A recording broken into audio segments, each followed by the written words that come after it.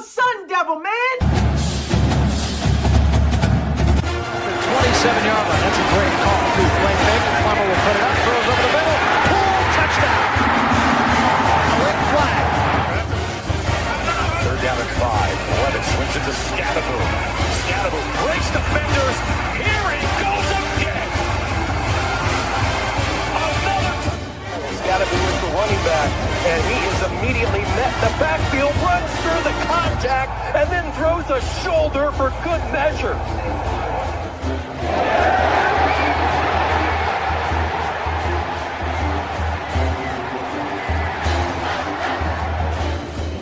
This team this year. That is true. High in the air. Right center field. Brandon Compton. Welcome to 2025. Today. Just run the other way.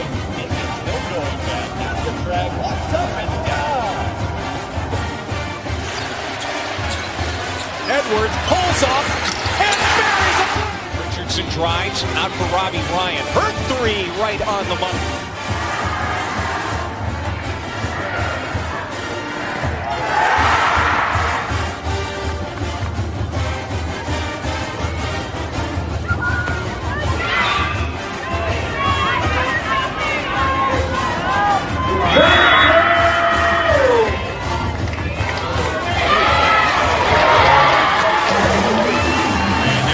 Takes his shot for Darby.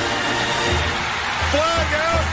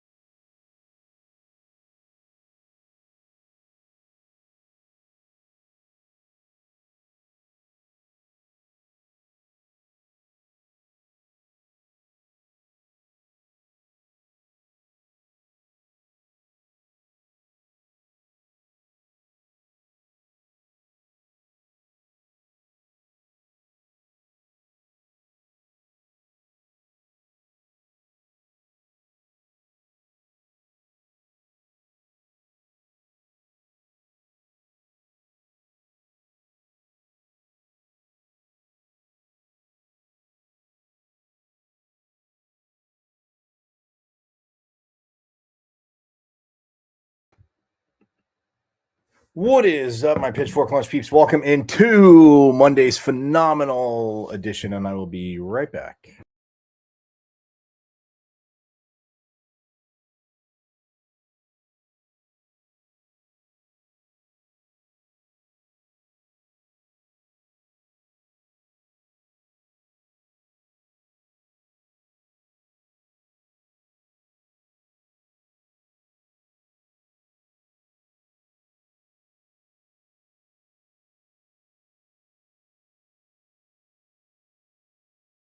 Yes, there we go. Welcome in. Yes, I know. It's like Mr. Rogers' neighborhood here. What is going on, my Pitchfork Lunch peeps? It is Monday. Happy Monday. It was an insanely crazy busy weekend in Sun Devil Nation. Hockey, hoops, gymnastics. Yeah. Pardon me. Absolutely rolling. Softball less than a month away, meaning baseball is as well, too. So, yeah. But yes, welcome in to Monday's edition of Pitchfork Lunch. I am Michael Carrasino at Diablo00 on X, formerly known as the Twitter. You know it, you love it. Check out the show live there every day, Monday through Friday, 12 to 1. As it is there, you can also, I know I've never reminded you of this before, but you can also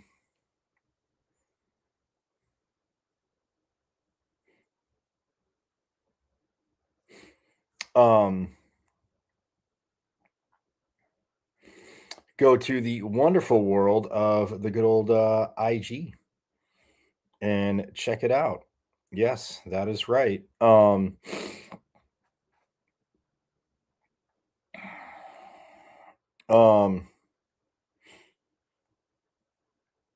can go check it out there.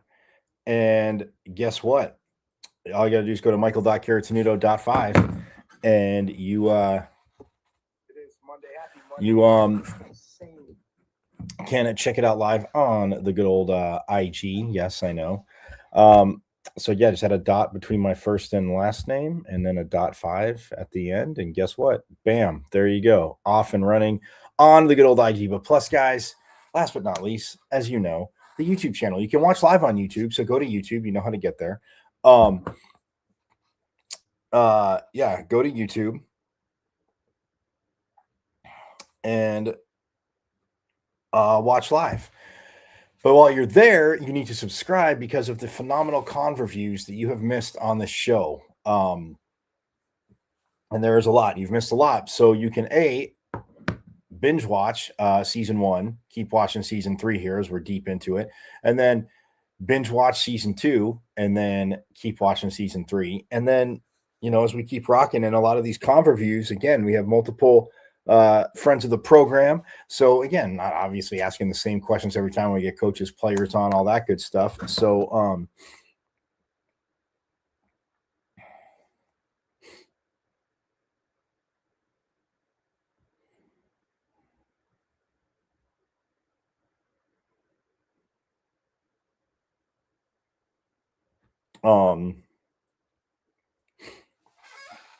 but yeah, it was a heck of a weekend. But on YouTube, so you can do that. So yes, coaches, players, voices, insiders, alum, all that phenomenal stuff. Parents and AD, who again we are efforting to get soon, and we will get that schedule. I know I've been saying it for a minute, but again, everybody's schedules are a little bit. When you're in AD, there's a lot going on outside of just the games, but all that good stuff. So that being said, yes, go to YouTube. You know how to get there. You see my name, Michael Carrasino, but my page is at M as in Michael, V as in Victory, C as in Champ, 005 at MVC005 on YouTube, guys, and subscribe again. Because like I said, you have missed a ton content wise, whether it be after practice, straight up con reviews, but practice games, all that good stuff, which we will have quite a bit here today too. So that being said, again, go to YouTube. It's at Emmons and Michael V's and Victory Season Champ 005 at MVC005 on YouTube and subscribe away. Yes, opened up as you saw the show with hockey. Miami of Ohio, they got 4 points this weekend, 4 big points this weekend as They lost in overtime on a Friday night, but then Saturday night, their 7th straight win on a Saturday night.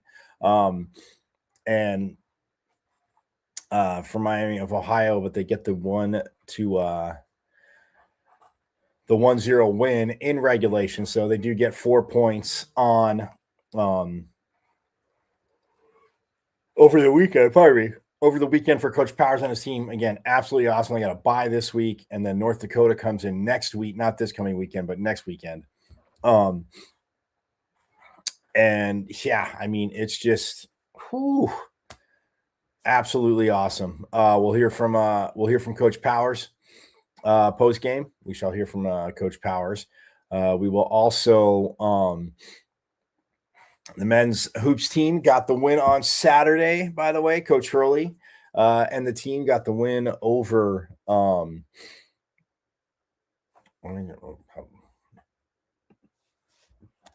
they got the win on Saturday, yes, as you guys know.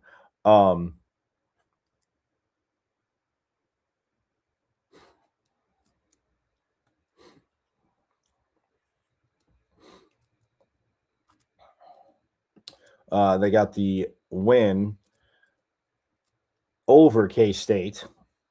Yes. As they are now 10-6. So again, got the double digits wins. We like that. Snapped the 4-game skid. But 87-84, yes, they were up. K-State made a little bit of run. ASU made it interesting with some missed free throws down the stretch, but they do get the win. And as now they go into Wednesday's game, 8:30, down in Tucson against number 1 Arizona. And yes, I will,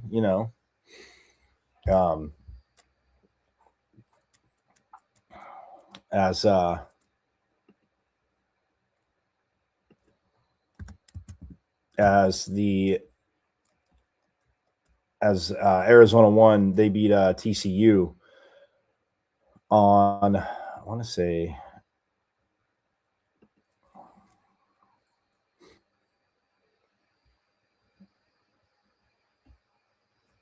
yep, Michigan lost. So everybody thought, oh, Michigan still got one number 1 vote in the coaches polls. Hilarious. Because they were ahead of Arizona. Again, and you saw the victories. And again, yes, does it help ASU? Am I selfish in that? It has nothing to do with being a Sun Devil show, a Homer show, guys. It is the fact that Michigan was number 1 in the coach poll, and then you see what the ranked teams that Arizona had beat and how much higher ranked they were, and then like back to back, like schedule wise. So it's a joke that Michigan was number 1 in the coaches poll. But the AP, again, as much as on the women's side, and again, yes, the women did fall to TCU, a very 13th ranked TCU on the road. And yeah, I mean, things to learn from. Coach Miller always talks about it, and it's again one of those things where that was tough. But from the men's side, again, the Devils will be taking on number 1 Arizona, who they beat Kansas State earlier in the week and then turned around and went to Dallas and beat TCU. I'll get to that in a minute, but beat TCU. So look at that, the Big 12, number 1 and number 2. And then Dan Hurley's UConn team is 3rd at 16-1. Michigan with their loss dropped to 4, and then Purdue's at 5, Duke's at 6, and then you have Houston, another Big 12, at 7. Nebraska 16-0, they're at 8. Gonzaga is at 9, and then Vanderbilt rounds out top 10. Although Big 12 BYU is there at 11. Texas Tech is at 15, and then let's see who else. And then, that's actually it for the Big 12.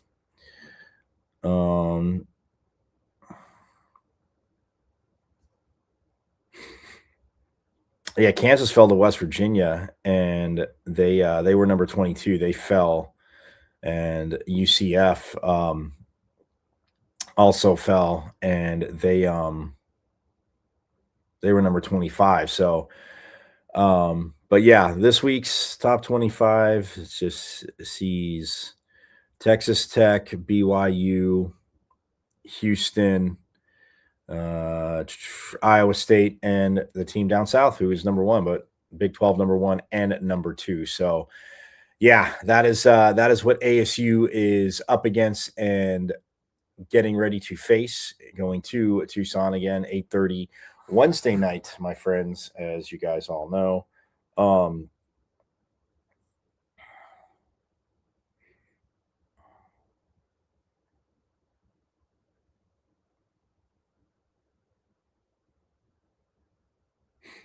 So yeah, it's again a battle. It is going to be a battle. See if they can knock off the number one team in the land in the Territorial Cup battle, which would be, again, it's been what was it? Des Cambridge's half court shot was the last time they won in Tucson. As I'm sure, yes, you Pitchfork Lunchers and Sun Devil fans completely remember what they did. Again, just how that ended.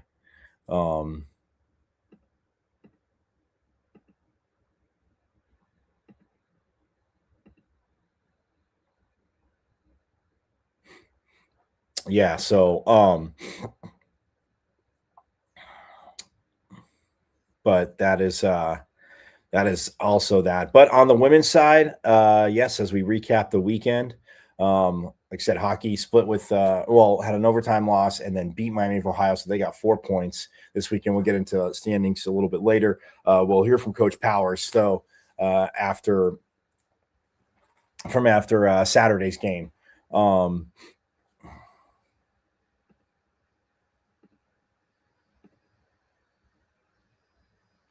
From after Saturday's game as well. So we'll hear from Coach Hurley, we'll hear from Coach Powers. Gymnastics got rolling, had their home meet yesterday. And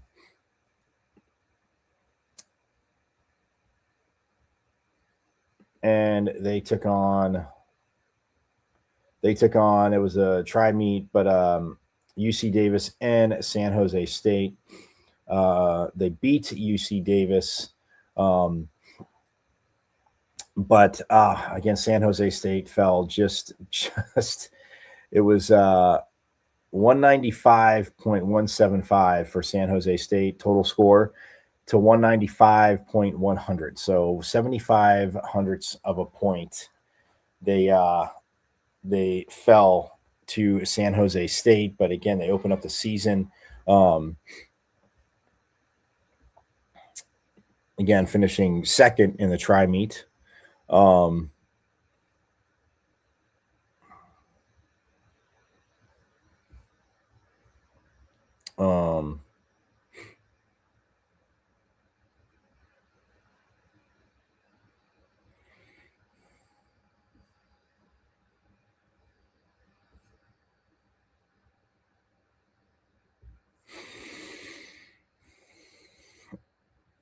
So yeah, results are in, and again for this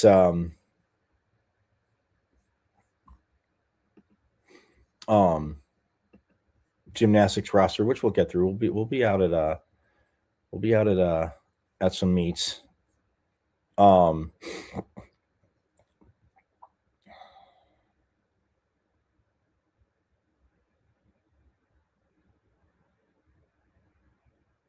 It's 18 team roster for the women's gymnastics team.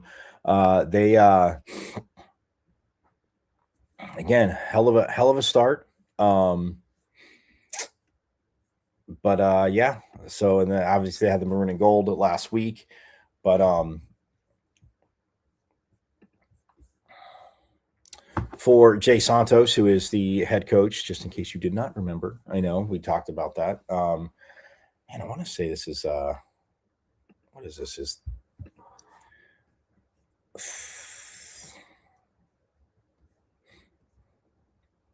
he was a 2023 Pac-12 Coach of the Year. Yeah, 9 seasons with ASU. I was going to say 11th, but 9, 11, 12, 13.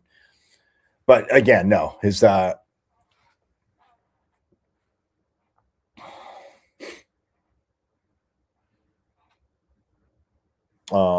actually this is his 10th season, right?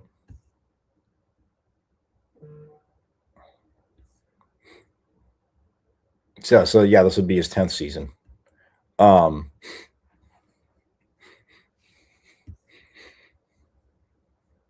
His 10th season here at in with obviously the Devils. So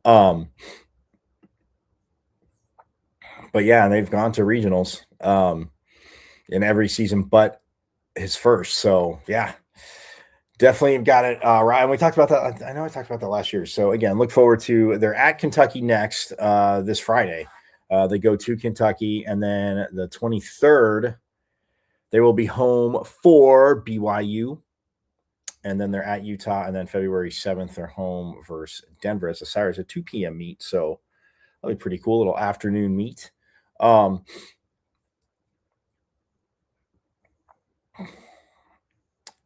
But yes, that is what is going on with gymnastics. Again, look forward to again getting out there more, bringing you guys some gymnastics too. Again, it's all rolling as like I said, hockey rolling now as they like I said, get the 4 points this weekend, which again very, very huge. As for Coach Power's team, they are now 12, 11, and 1. 5-6-1 in conference play, and just fighting to get over that 500 mark. Again, the NCHC, insanely phenomenal conference. And then as we look that against Miami of Ohio, but yeah, they lost 2-1 in overtime, and then they shut them out 1-0. And again, this was physical. It was Chippy. You'll hear from Coach. We'll hear from Coach Powers talking about that because I asked earlier in the week about just the challenges when you're playing. You get to the back end of your schedule, and you've played a team for third and a fourth time, and yeah, it's hockey. There's going to be a little physicality out there, a little chippiness, and there definitely was. Kyle Smolin took a big hit. Colin Potter, it ended up being a 5-minute major against the Redhawks on Smolin, and Potter took a hit, and it was also reviewed for a major penalty, but wasn't. But he was a little shaken up and didn't return after that. But we'll hear Coach Powers talk about that. But yeah, you get 4 points, and again, that is absolutely huge, just due to the fact that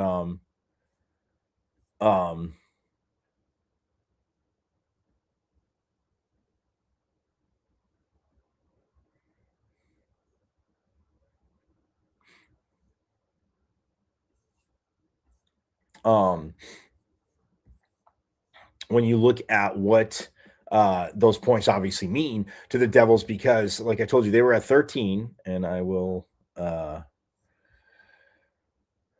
update you on their points. It's here in the notes real quick, but they were at 13 points. And again, hanging around. I mean, yes, there was a few teams that, yes, as we know,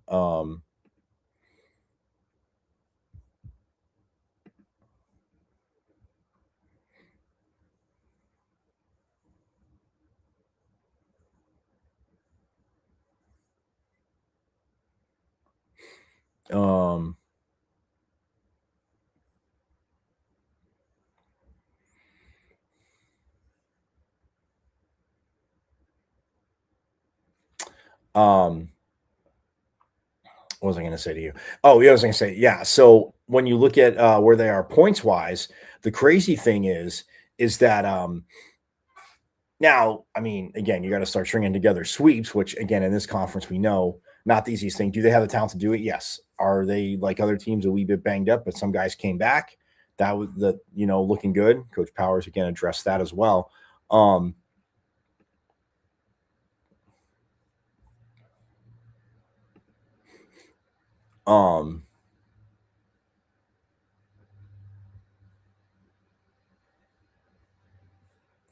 But when we look at the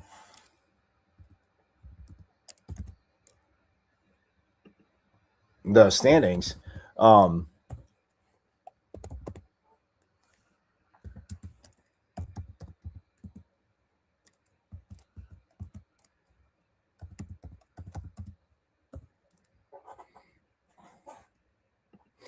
ASU now up to 17 points, which is again, they're 4 points behind Minnesota Duluth.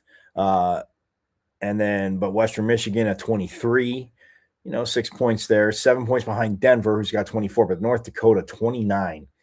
They are 9-3 in conference play.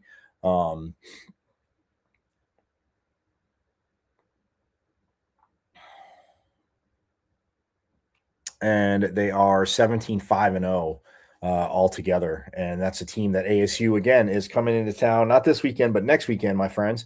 And they beat on their home ice. Yes, they lost the first one, but they won that second game at North Dakota, which kind of sparked, and coaches talked about a confidence in this team. And you look at the lines. I mean, the top line, and yeah, Bennett Shimmick was out Saturday. Carmelo Crandall looked good on the first line. He did look good on the first line with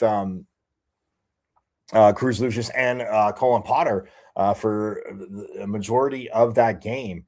And man, it was you talk about an insanely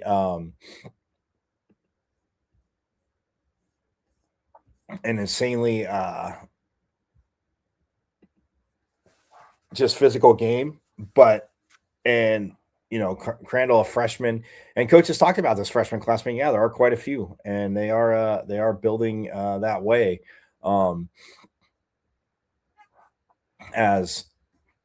But with Lucius and with Potter, people can say, "Oh, well, you just have to be a half decent player." And again, no negativity, nobody's saying that, but it's just you play at that. But again, doing your job, fitting in on the line, and again, you talk about chemistry on lines. Yeah, coach definitely has had the ability to kind of tweak, and you can adjust the lines, and yeah, guys are going to play together, but it's just getting to know where feel each other out on the ice, where they are. And man, Crandall for jumping up there with Cruz Lucius and Colin Potter with Bennett Shimmick being out, and the bye, like you'll hear coach say, but the bye couldn't come at a better time, a bye week, as trying to nurse some guys back to health. And like I said, we'll see, because Potter took that big hit before the game, or towards the end of the game on Saturday. And yeah, he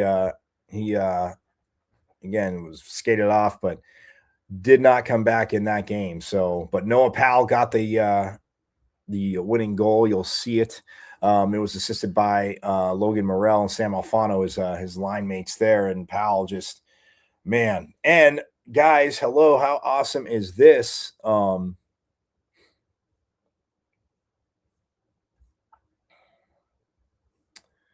It was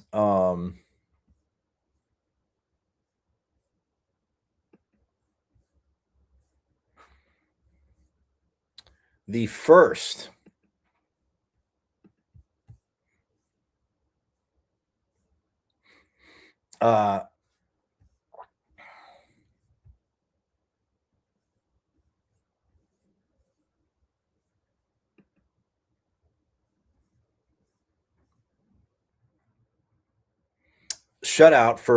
collegiate shutout for Sam Urban, who yeah, there was a little he got tripped on the way out from he went to get a puck playing it, because it was Miami was about to have a breakaway, and then on the way back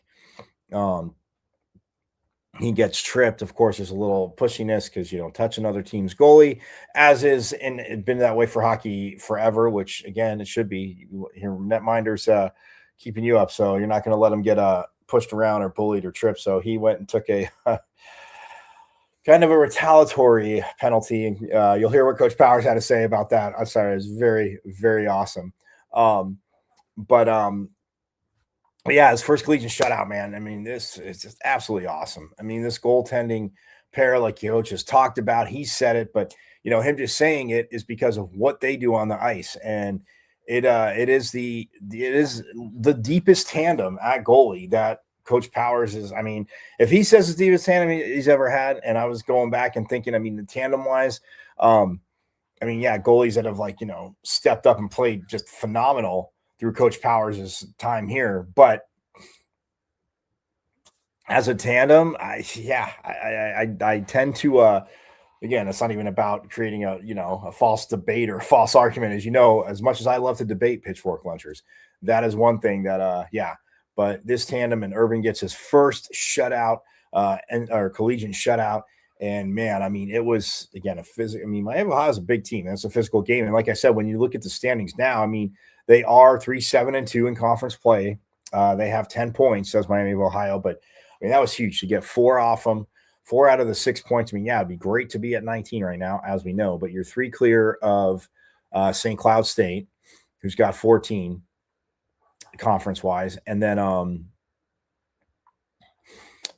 you're 5 clear of Omaha and Colorado College, and then now 7 clear of Miami of Ohio.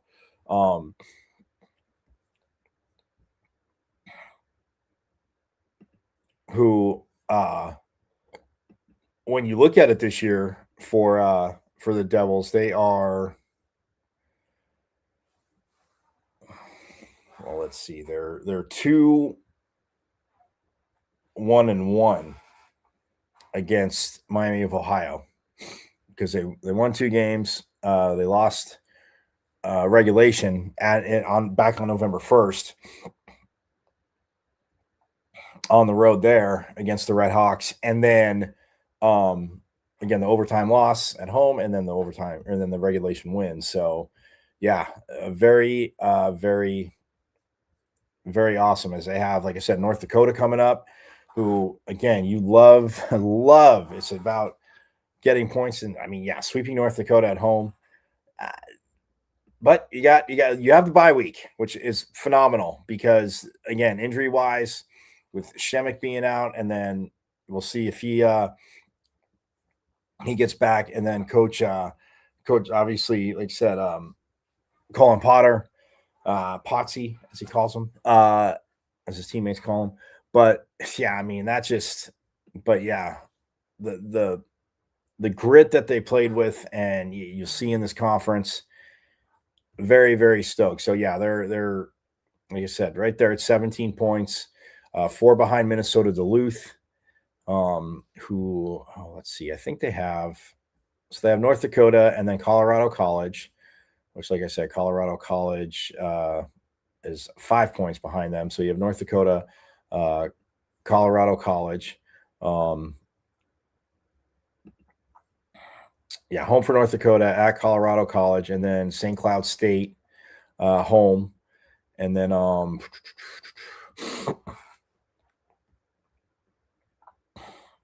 St. Cloud State at home. And then they're at Western Michigan, who, like I said, they got 23 points right now, so they're 6 ahead of them. But again, that's a teeny bit away, as we know. At Western Michigan, home for Omaha, who they're ahead of a little bit, and then they close out, they close out on the road, of course, at Denver. So, I mean, it's NCHC play, kids. Welcome to it. And it's the gauntlet every week. Again, the thing that makes you love it is the thing of, if you're a fan of any of those teams, or you're an alma mater of any of those teams, or a student of any of those teams, like you see the schedule coming up and you're like, oh, well, their record's not that good. It doesn't. Their conference record might not be that good, but when you look at it, I mean, Miami's 12-8-2 overall. Colorado College is 9-10-3. Omaha struggling 8-14, but St. Cloud State 11-11. The Devils 12-11-1, and then you got Minnesota Duluth at 16-6, as is Western Michigan. They're both 16-6-0, and then you have Denver at 12-9-2 overall, and then North Dakota just cruising at 17-5-0. But again, you know what it's going to take to go toe-to-toe with these teams. And yeah, I mean, the Devils could still chase down Minnesota Duluth and Western Michigan. What does Denver do? I mean, that's what's exciting about, again, this conference. College hockey is exciting anyway. Even when they were independent, it was exciting. Again, the schedule, putting together their schedule, and, teams that they played. And again, they were good teams, but the non-conference, Coach Powers, again, they didn't back down from playing anybody. But yeah, being in the NCHC, again, getting that sweep over Ohio State and the Big Ten. I mean, just what they've done, what they have done.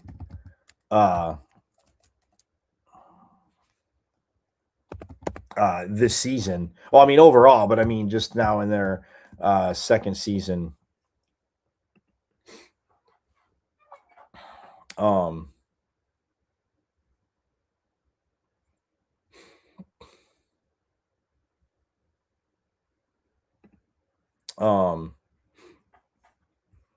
And then yeah, the MPI rankings, by the way, I probably would help if I mentioned that.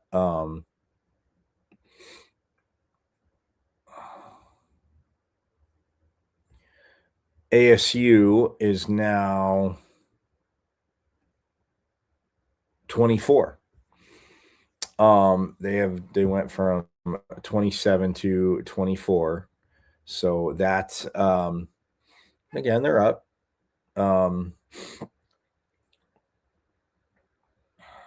Their strength of schedule rank is 6. So yeah, and that's just gonna, again, you got North Dakota coming in next week. So I mean that will, to this point, because it changes obviously after you play. But yeah, Michigan is number 1, North Dakota again, NCHC is number 2, Minnesota Duluth is number 4, Western Michigan is number 5.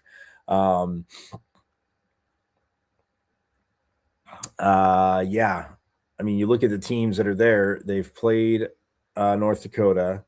They've played Minnesota Duluth. Wait, have they played Minnesota Duluth yet? Or am I losing my mind? Oh yeah, they played it. I was there for those. Oh no, I was not. They were at Minnesota Duluth. They lost 3-1 on an empty netter, and then 6-3 on the road. And then they have, so yeah, they don't play Minnesota Duluth. Again, because you can't. I mean, 2-game series, but it's yeah, they don't play Minnesota Duluth twice, or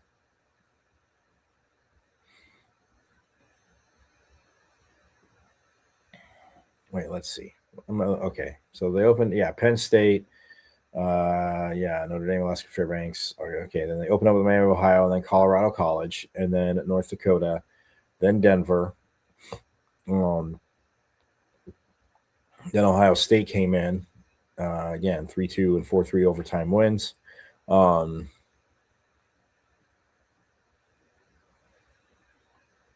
then then they played Minnesota Duluth. Then towards the end of break, or midst of break, they played Dartmouth, the Hockey Classic, and then Miami of Ohio again, North Dakota again, Colorado College again, who they tied 3-3, and then won in the shootout though, and then they lost 3-1 here against Colorado College. But yeah, then they're at Colorado College, and then they play St. Cloud State, who they have to play each other, and then Western Michigan. So St. Cloud State, Western Michigan, and Minnesota Duluth, they don't play twice. They played. Oh, they didn't play Omaha. Oh yeah, so those schools. So Omaha, Western Michigan, St. Cloud State, and Minnesota Duluth, they do not play twice. But Denver, North Dakota, Miami of Ohio,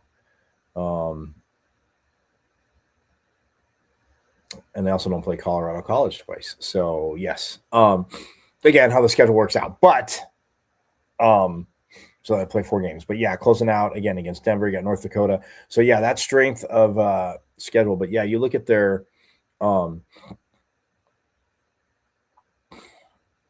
they've played at the top. I mean, number 2, North Dakota, who they have a win against. Number 4, Minnesota Duluth. Number 5, Western Michigan, who they will play. Dartmouth, who again they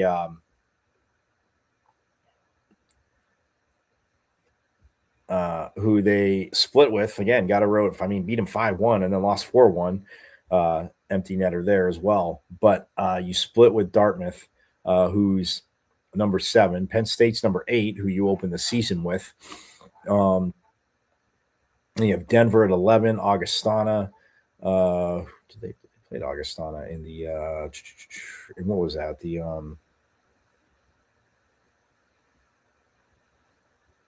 Desert Hockey Classic, right? Oh, no, it was Alaska Anchorage. Sorry, but they play. Let's see. Oh yeah, they played Augustana back in October, and the 17th and 18th, and on the road. But they lost 4-2 on an empty netter and 5-2, also an empty netter there as well.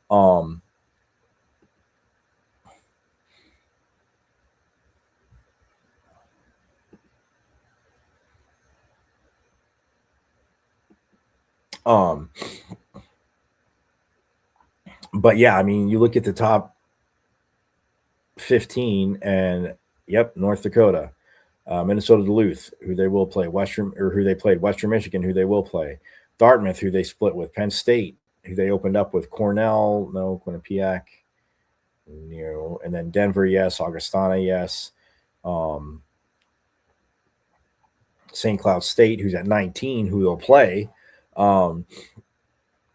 So yeah, I mean, the Devils again can just keep climbing there, because it's all in front of them, and that again along with the standings. So yes, but we're gonna take a quick break. When we get back, we're gonna hear from Coach Powers, and then we're also gonna hear from Coach Hurley, talk men's hoops as well.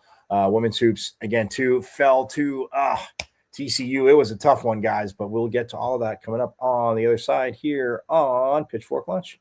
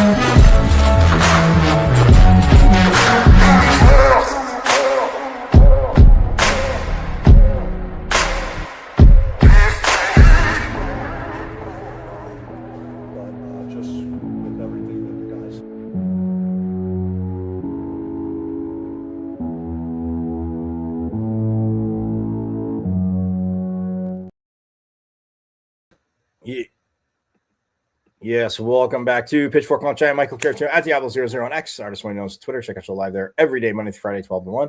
Also, my IG, Michael.Carrick5. The YouTube channel, guys, watch live, but subscribe because you got a ton to catch up on. It's at M as in Michael, V as in Victory, C as in Champ 005 at MVC005 on YouTube. So, yeah, let's get to it right without further ado. Here is Coach Powers after finishing up the 2-game series with Miami of Ohio and getting that 1-0 win on the Morel goal Saturday night. Like a real good defensive effort, right? Herbs was great. Guys found a way. That's what it's all about. Shorthanded, really shorthanded tonight, obviously, and then with Potsy going down late, even more shorthanded. But we dug deep and found a way. Coach, you mentioned last night, obviously, that both teams maybe seeming a little flat in the beginning, and tonight just seemed like the pace and the chippiness was there. What were you just seeing as the periods went on? It's the fourth time you play a team. It's going to get that way, right? That's what the back half looks like. And it was a good hockey game. The fans saw a good game. Not a lot of scoring, but really good goaltending both ways, and some good heavy hockey. And it was fun. What do you think about your team's physicality tonight? I thought it was good. I thought it was really good both ways. In terms of penalties, you guys took 3 in the first period and then only 1 in the second and none in the third. What does that just speak about the maturity and discipline of this team? Yeah, I mean, I was really disappointed with the penalties that we took in the first and how we started the game. And then we settled in and played to win, and so yeah, I mean, the discipline got better as the game went on, but we want to make sure that those can't happen, especially the guys that when we're shorthanded, when guys that are primary killers take penalties, it's like a double-edged sword. So but we got through it. Herbs was great. We got through it. How big was it for yesterday and today to your guys, knowing that they were going to be playing shorthanded? Yeah, I mean, just find a way to win ugly, you know, and the message was not to give anything up. And I thought last night we managed pucks way better than tonight. Last night our D-core moved pucks and managed pucks and defended way better tonight. We coughed some really ugly ones up in our zone, whether it's just falling down for no reason or just fanning on a pass, whatever, we got through it. So our goal was to give up less than 2 a game this weekend, and we did that. And if you would have told me we gave up 1 in regulation both nights, I would have thought for sure it was a 6-point weekend, but we'll take the 4-point weekend. Berger with his first NCAA shutout, what does that do for his confidence as a freshman? He was great. I mean, when he took that retaliatory penalty in the second to give up the 5-on-3, I basically said to one of our coaches, "You better not let one in," and he didn't. So kudos to him. He's back even with me. Do you have a timeline on any of the guys that were out this weekend? I don't know. Shim, he could be back from North Dakota. We'll see. I think Keener will be back for North Dakota. Johnny Waldron should be back for North Dakota. This bye week's coming at a really good time. We'll have to see what happened with Potsy.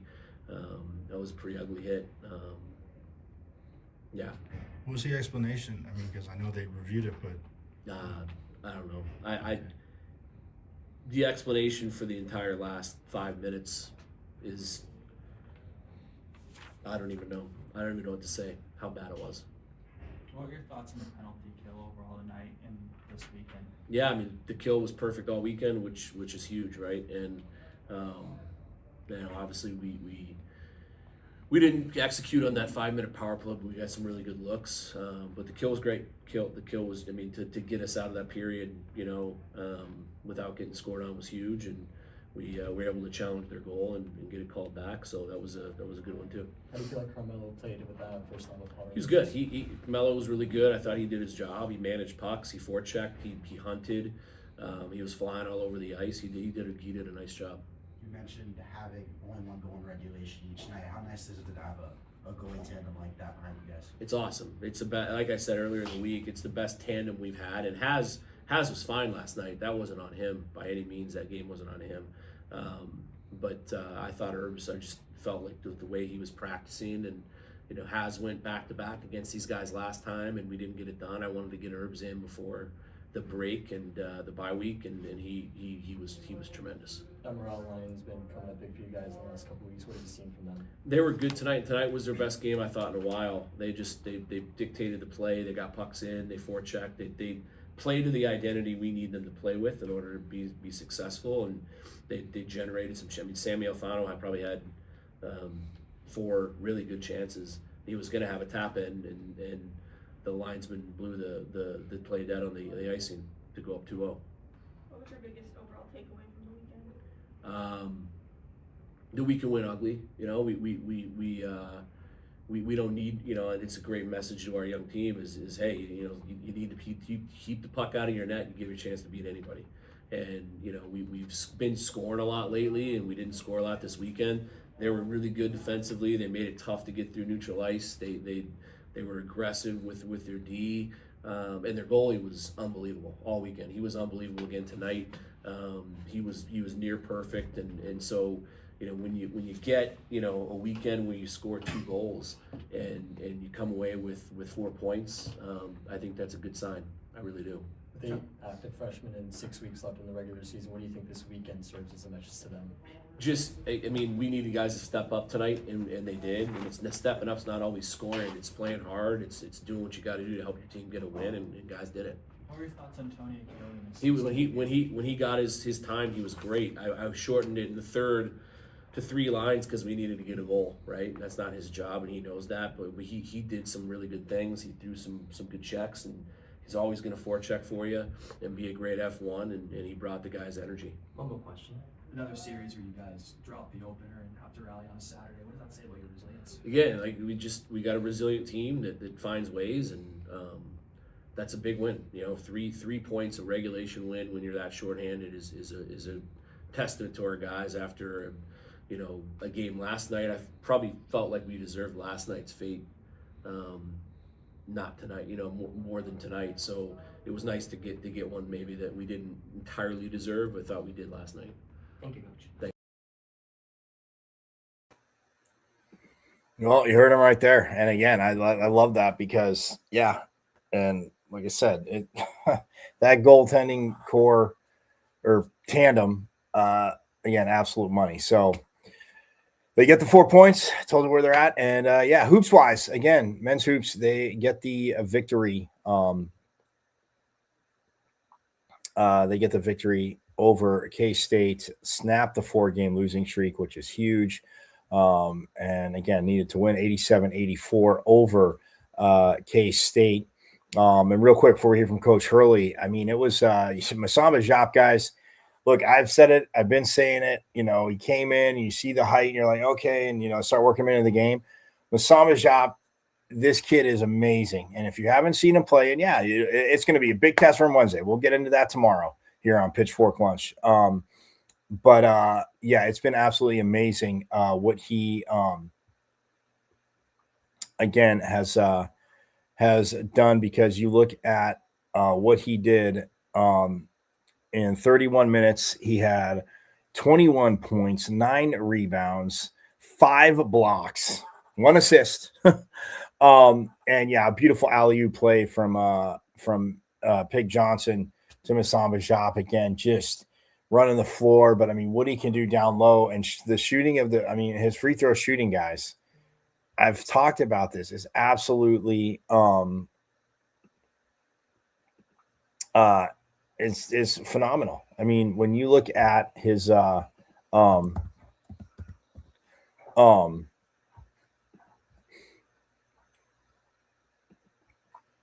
what like his stat line from the other night. I mean, free throw wise, like it's just every night too for a big man that can get this done.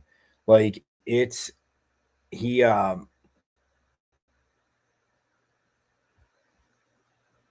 I mean 21 points, 8 for 10, 80% from the field, 8 for 10, 5 for 6 from the line. Like, and I mean, again, efficient is an understatement, like huge understatement. But you know, you had both him and Masamba Diop and Mo Odom, 21 points each. Pig Johnson, 18. Santi Troué, 10 points. Alan Mukeba, all 5 starters were in double digits, guys. That is an awesome thing. Terrible from the 3-point line the other night, 3 for 14, or 3 for 22, 14%, but 47% from the field, 75% from the free throw line, which again, at home, you guys always say you better be at 75%, right? They were at 92% at one point in the first half, and they finished the first half at like 88%. So down the stretch, a little, you know, iffy on free throws, because some just, and again, it was surprising to me. But that being said, just again, the starting 5, again, they were shorthanded, only playing 7, but we'll hear that from Coach Hurley. Awesome win, get some momentum and confidence, and we'll hear from Coach Hurley right now after Saturday's win. Game in the world, for sure, but just with everything that the guys have been through the last couple of weeks, this was much needed. This outcome, just for the morale of the group, and to see us win a game. And you know, when you told the guys, when you start losing, you feel like, you know, when are you going to win again? And tonight was our night. You know, even though, you know, Haggerty's a really good player. He's banking, you know, that 3 though. He's banking 3s at the end. So like when you lose a couple of games, like things like that, I feel like start happening to you, and you question whether you're going to get over the hump. And I'm glad we were able to do enough to get the win tonight. You had that big run, 16-3 in the second. What went into that? I thought Santi was a big part of our turnaround in that second half. He had some really blue-collar plays, getting the offensive rebounds, driving the ball. We just, you know, we got to the basket, and Samba was very good offensively and challenging shots defensively, and you know, we had an advantage over them around the basket, and we were able to take advantage of it. I don't know, I mean, it was 50 to 28 in the paint, so that's when you have that type of attack where you're getting those quality shots, then you know, you'd be in pretty good shape. Is that a sign of maturity from Pig Johnson, playing with 4 fouls for such a long stretch? Yeah, I was able to, I was almost putting him in at like the 7-minute mark, and things were going well enough, and credit to the guys on the floor, that I didn't have to go to him earlier and I was able to hold him on the bench even to the 5-minute mark. So they didn't really try and find switches to put him on an island to get that 5th foul. So it wasn't a part of their attack to try and do that, and he showed good judgment not to pick up another foul. What do you make about the team's energy level with only having 7 guys in the rotation today? It's not ideal, it's not ideal, but it's what we needed to do today, and hopefully, over the next couple of weeks we get some guys healthy and because the best game we played all year was Oklahoma, and we got great contributions from our bench in that game, and it's a big part of why we were so successful early in the year. So trying to get Bryce back, trying to get Marcus Adams back would be, so we'll just see how that progresses here over the next week or so. Did you do anything different to slow down the turnovers at the beginning, or did the guys just settle down? We were terrible in the first half, just not valuing the ball, just kind of loose with the ball, not real aggressive. It's rare that, you look at the stat sheet, you would see Mo with that many turnovers, so he hasn't really done that to this point. But we do have to cut back on that area. That was something even our Texas A&M exhibition, they trapped us and pressed us the whole game, and we had 8 turnovers in that game. We can't afford to turn the ball over 15 times and shoot 3 of 22 from the 3 and win a lot of games. So it's we gotta circle the wagons and figure out how to start making shots again from deep and taking care of the ball a little better. More along the lines of the injuries, you mentioned earlier in the season that you were confident this group had the depth to kind of withstand some of that. Is this moment maybe even worse than the worst case scenario that you were? Yeah, you try and say coming into this year, we got 15 guys signed. I'm not going through what I went through last year again with not enough bodies to finish games. And we're getting close. Especially in our last game, we had a couple of guys with 4 fouls, in our last game. And if the whistle would have went a little bit against us, we could have finished the game with 4 guys. That's how tough it was. And just because you lost a number of key players to significant injuries the year before, it doesn't give you a free pass the next year. It's not like they say, okay, Bob, well, you had some hardships with injuries last year, so we're going to make sure you're nice and healthy this year. It's just not how it works. So we just got to get these guys back into the rotation. Do you have a timeline for Bryce or Marcus that you kind of clue in on them? Bryce is such a warrior and just feel so badly for him personally because he wants to be out here so bad. He's probably our hardest worker. The whole summer, never missed a workout, and the end of that Northern Arizona game really was a tough situation to land like that, and so he's kind of day to day, and we're just gonna keep getting him treatment. Hopefully he'll keep progressing, and then we'll see. But I'm not sure if it's Arizona or if it's Houston, but he's getting closer. Marcus might be a little bit longer. This could be more like 7 to 10 days, but I'm not 100% there. You mentioned rebounding in the last press conference being a key emphasis going forward. You out-rebounded Kansas State by 14 tonight. What did you see on the glass, and what improvements did you think that? It's more of some of the lineup combinations now, just the way we're starting the game with Santi and Allen and Samba. Just naturally, I think, gives us an advantage to try and rebound better and get us off to a good start, on the interior. So that's kind of the thought there. But Santi, I thought, was a standout, just going after the offensive glass, especially in that stretch where, we really started to get some momentum, and he was a big part of it. Coach, you had a couple plays there. I think Noah had a really quick free, and there was another point where you had a foul without any time coming off the. Yeah, that was a bad one there. Look, Allen did a lot of nice things. His block was huge in the second half. Big momentum play. He did some nice things tonight, but that was, we can't afford to do that late in the game. Not have them use any clock and give away points in a situation like that. Noah's shot. I live with shots like that. I think we ended up getting a rebound anyway, getting fouled, but otherwise, our end of game management was not that bad. We missed a couple free throws that we would hope we would make. so it wouldn't have been that close. They banked the three. We had really good defense on that shot, so not really big. I mean, again, he's standing back there, but he had a unbelievable block in the first half, chase down, effort play, so he did some nice things in this game, attacking the basket, the lob pass to Masamba. He did some really good things. The mishandle there. Like, we just got to clean up those things, late in the game, so that our opponent doesn't have those chances. Guys, good. Thank you. There it is, Coach Hurley again. Like I said, cleaning up the free throws, and Alan McCabe played such solid game.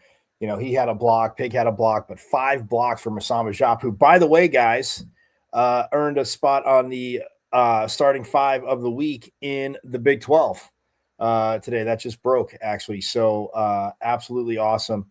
Like I said, this young man, what he's doing, I mean, it's absolute money. So wrap on this again. Women's hoops, again, not ignoring it. And I don't need to hear from people at the school down south saying, "Oh, they had a tough loss. They had a very tough loss to TCU, 77-46. They picked a game which TCU's defense had a lot to do with it. TCU, again, a lot of height down low. Yeah, they had a lot of height down low when you look at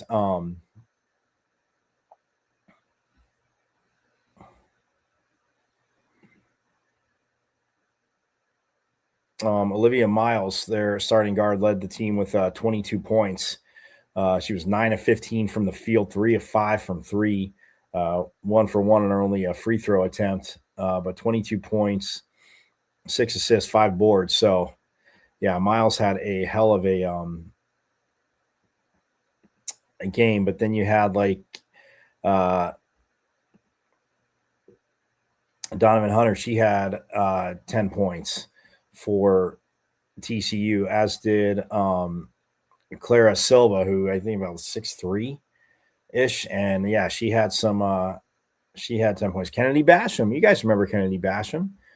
Transferred here from Oregon, and then after last season transferred out and then went to TCU, Pinnacle High School grad. But yeah, Marley Washington did foul out of the game. She did not score. 0 for 7 from the field, 0 for 5 from 3. And that's just, again, not her case. So, again, look, it happens to every team, every player. Yes, the defense caused it, but there were some shots you would figure would go down.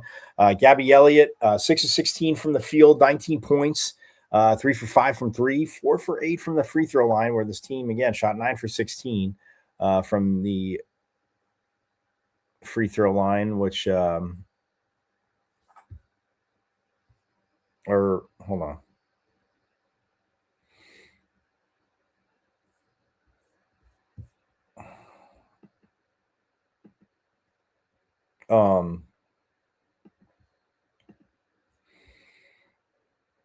Yeah, they were 56%, sorry, from the free throw line too, which, again, this team has not had a free throw game, shot free throws like that. And then, yeah, you look at I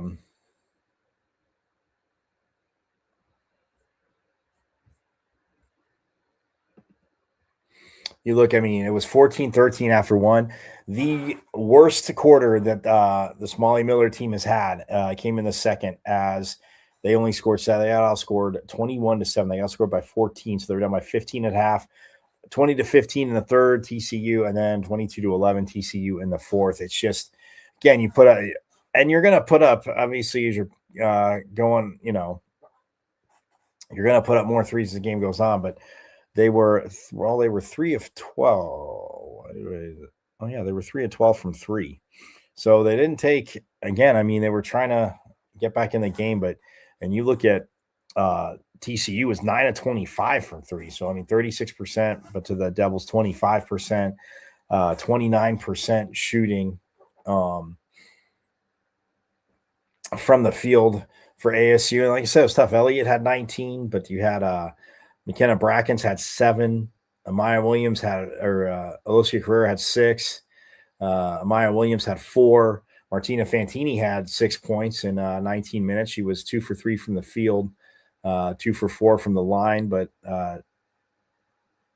6 points, 2 boards again and playing defense, but it only picked up 2 fouls. But she again, this TCU team, it was good. And going back and watching the game, it was tough. I mean, TCU again, they hit some threes and big points. Like I said, Olivia Miles was 60% from the field. She shot that. Donovan Hunter was 50% from the field. I mean, Slavic, who had 10 points, was 5 for 6, all inside. Kennedy Basham was 3 for 3. She had 6 points. And then Slavic, but with the 10 points, had 12 boards as well. So, and you look at the rebounding, was 36 to, I mean, ASU was in third. That was close, 36 to 34. But for Coach Miller, but you look at it again, it's a team that, yes, last year kind of built the same way, did a lot through the transfer portal, and did a lot through the transfer portal, but got 5 players to play together. And their coach is very complimentary of Molly Miller and what, obviously what they've done so far and how they played. And, one game obviously does not make a season. Like I said, do I feel this is still a ranked team? Yes, AP, I do, as you guys know. But again, we don't have time to go down that rabbit hole.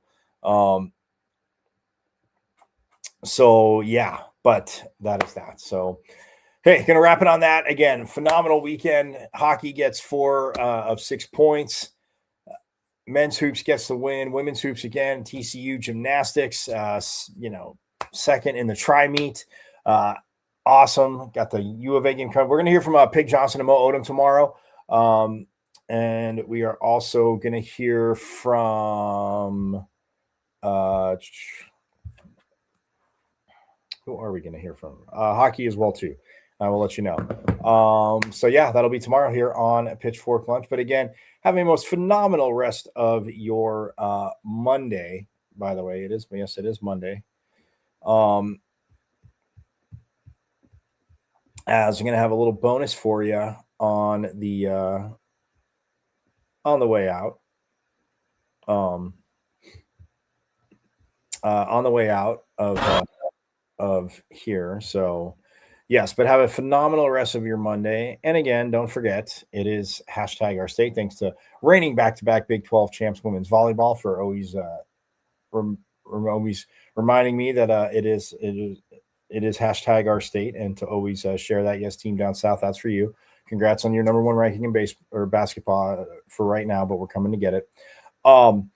And yes, it is #our state, and you guys know it. As always, go Devils. And again, feel free to hit me up at Diablo00 on X, formerly known as the Twitter, my IG, Michael.Carrotson.5. The YouTube channel, guys, watch live, but subscribe at Emma's and Michael V's and Victory C's and Champ 005 at MVC005 on the good old YouTube. So I'm going to get out of here. You guys know it.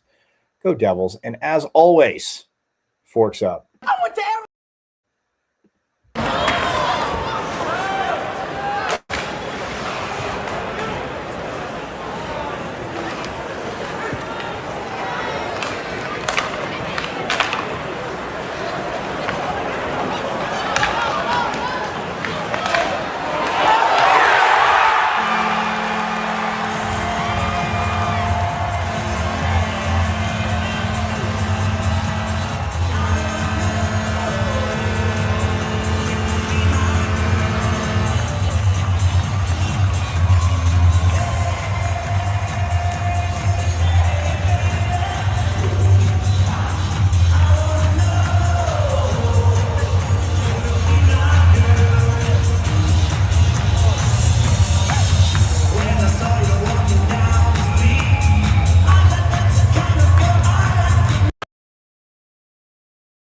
I went to Arizona State. Right. I'm a Sun Devil, man. The 27-yard line. That's a great call. Play fake. Plummer will put it up. Throws over the middle. Poole, touchdown.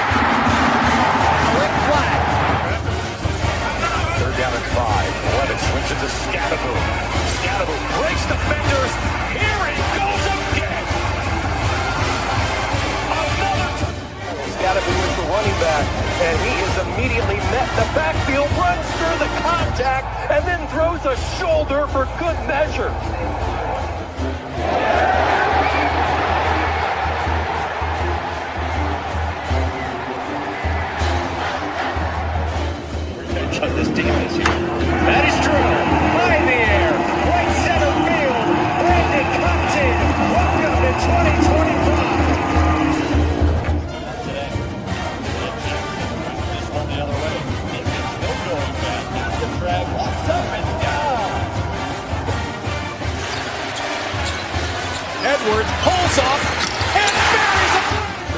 drives out for Robbie Ryan. Her three right on the money.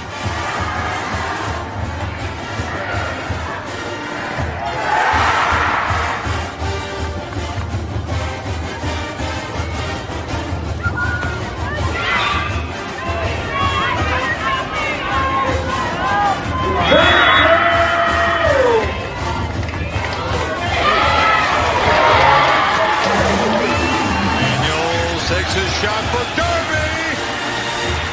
Flag out. Doesn't matter. Touchdown.